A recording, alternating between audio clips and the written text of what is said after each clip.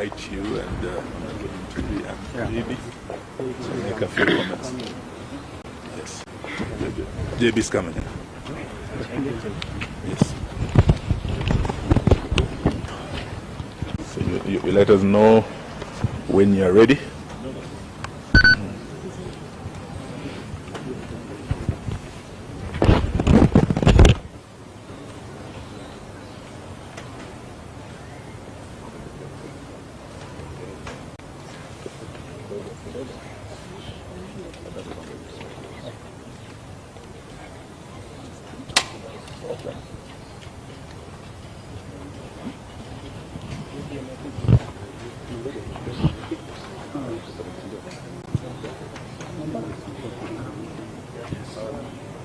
Especially that point on the international, particularly on the international treaties. That's a very strong point. Very strong point. Someone was enjoying me. That's a new Dominican. When you're ready, you're ready. Wearing Gideon's color. Yes.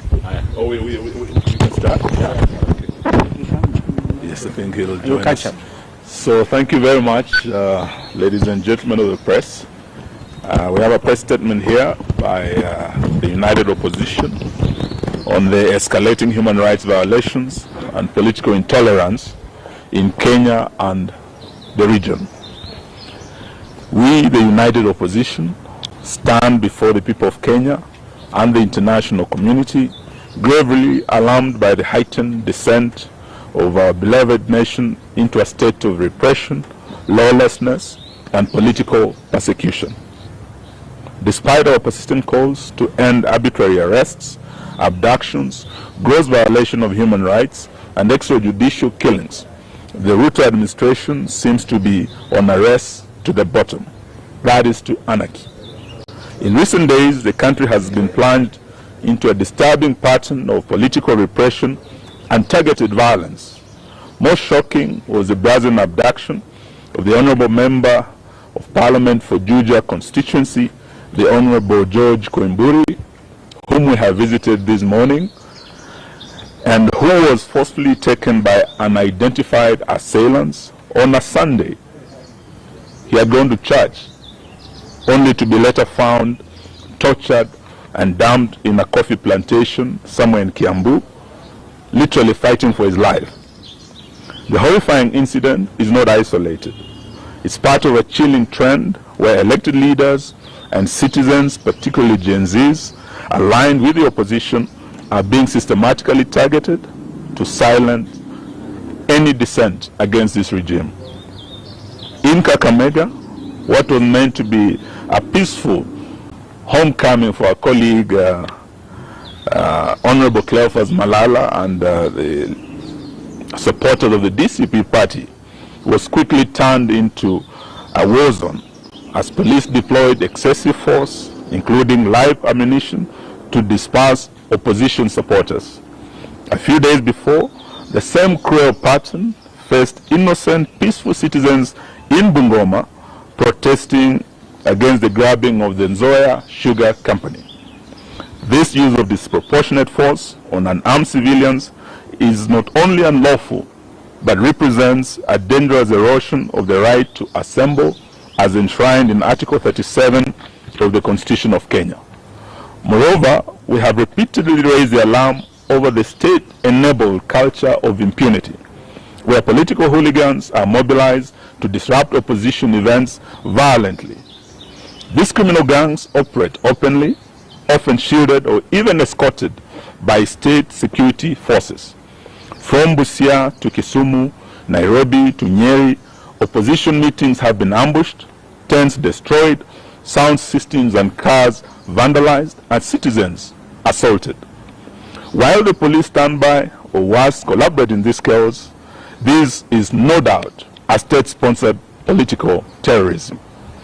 We also condemn in the strongest terms possible the murder of two Catholic priests, Father John Minor, who had just recently hosted the second deputy president, We also condemn the death and murder of Father Alois Cherue Bet, who had also been paid a visit by DCI officers, only to be murdered shortly thereafter. We are in solidarity with the Catholic Church in demand for justice and holding to account those responsible for these heinous crimes. These violations are not only gross violation of the Kenyan Constitution, but also a violation of the African Charter on Human and People's Rights and other international rights statutes, including the Universal Declaration of Human Rights 1948, to which Kenya is a signatory, the International Convention on Civil and Political Rights, ratified by Kenya as far back as 1972, the African Charter on Human and People's Rights, which enshrines the right to liberty, assembly, and freedom of expression. These legally binding instruments obligate the state to protect, not to persecute, any of its citizens without exception. We are deeply disturbed by the growing role of private sector enablers in this crackdown. We call out telecommunication companies, in particular Safaricom, which may have turned a blind eye, or worse, actively collaborated with the regime in surveilling, tracing, aiding, and abducting of these citizens. We demand that they publicly account for the data they provide to security agencies and affirm their commitment to protecting the rights and privacy of their customers. We equally put on notice all political and business elites, those who fund the goon squads, those who lobby for the maintenance of tyranny, and those in the diplomatic community who remain silent as Kenya burns. History will remember your complicity. To the Kenyan people, we say, do not be silenced. The repression we face today is not just about politics. It's about the very soul of our nation. When voices are muted through fear, when leaders are abducted in broad daylight, and when bullets are fired at peaceful gatherings, the silence of one becomes the silence of all. We urge every citizen, civil society groups, religious leaders, and international allies to stand in solidarity with us in demanding, one, an immediate cessation of politically motivated violence and abductions, enforced disappearances, and extrajudicial killings. Two, accountability for the telecoms and private actors enabling illegal surveillance, tracking, and data breaches. Three, an end to state-backed disruption of peaceful political assemblies. Four, the protection of constitutional rights, including the freedom of assembly, association, expression, and political participation. We would like to remind Mr. Ruto that he is not immune from prosecution for crimes against humanity, which includes abductions, torture, enforced disappearances, murders, gender-based violence, and other crimes. This is not a partisan issue.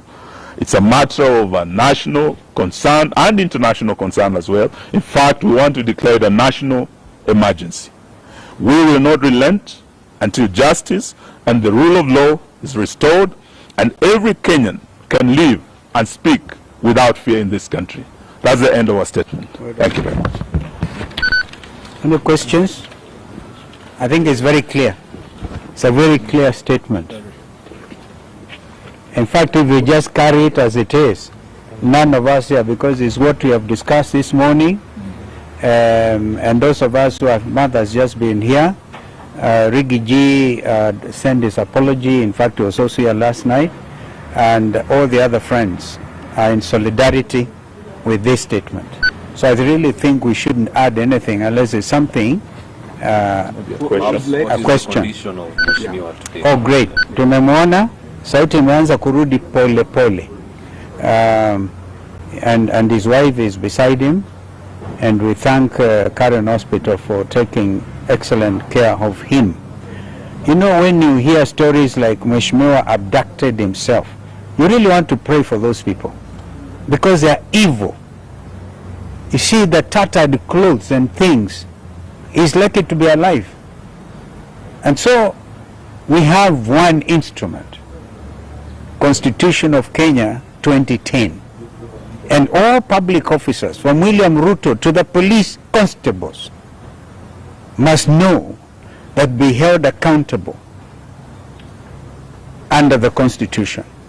Those rights are so clearly elaborated. And so we want to say shame on anybody who thinks a mheshimiwa like this can abduct himself. And you want us police to believe your story? So I don't want to add.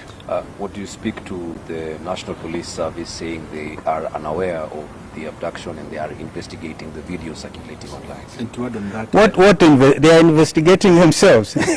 he's even called for a presser. Who? 2 p.m. Who? Las Kanja, the IG. Oh, He's poor going to guy. repeat the same- Poor guy. If he repeats it, it's unfortunate. Yeah, there's an abduction squad. We go by what Rigathi Gachagua said last night. Special squad, you know, designed to make sure that there will be no opposition in Kenya. So let him issue a statement.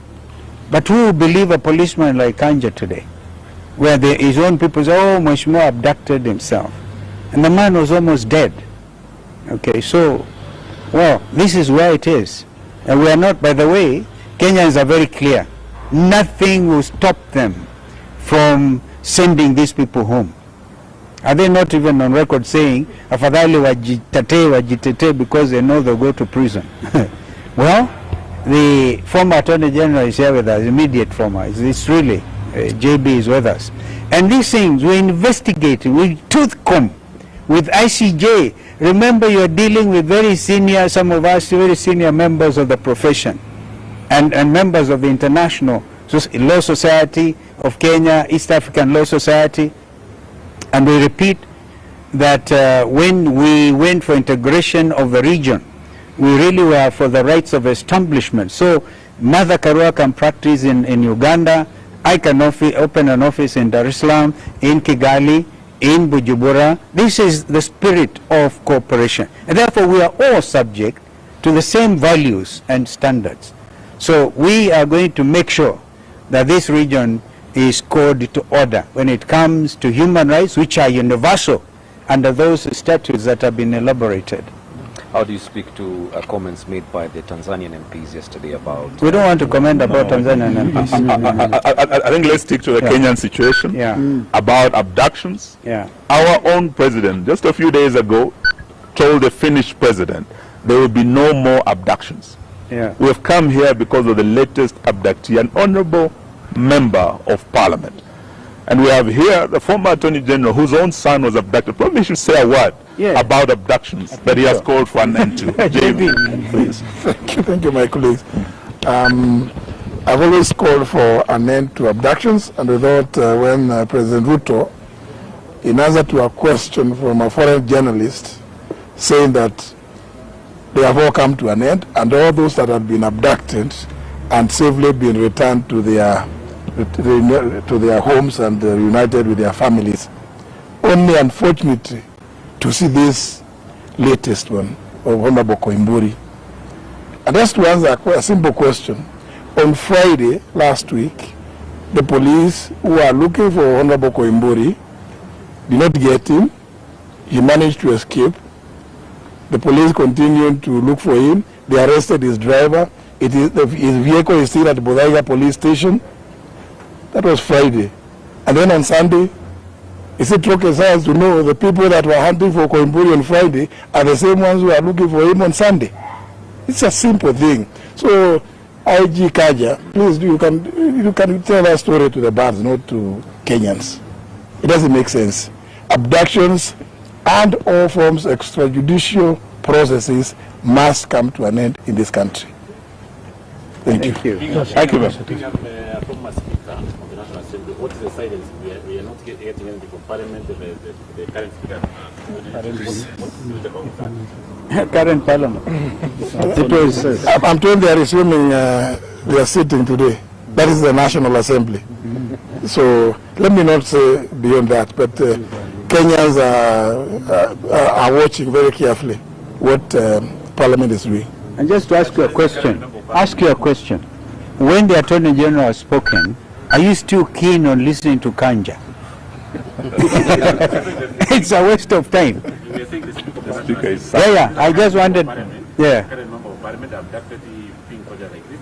Yeah, we want to hear what they're going to say. They are resuming today. So Let's hear what they're going to say. naturally, we will expect that the National Assembly sitting this afternoon. We'll move a motion of adjournment. Yes, move a motion of adjournment to discuss, because it's a serious case of insecurity. Yeah. It's just the other day that another member was shot and killed. Now again, yesterday or Sunday, another one is kidnapped, abducted, left for the dead.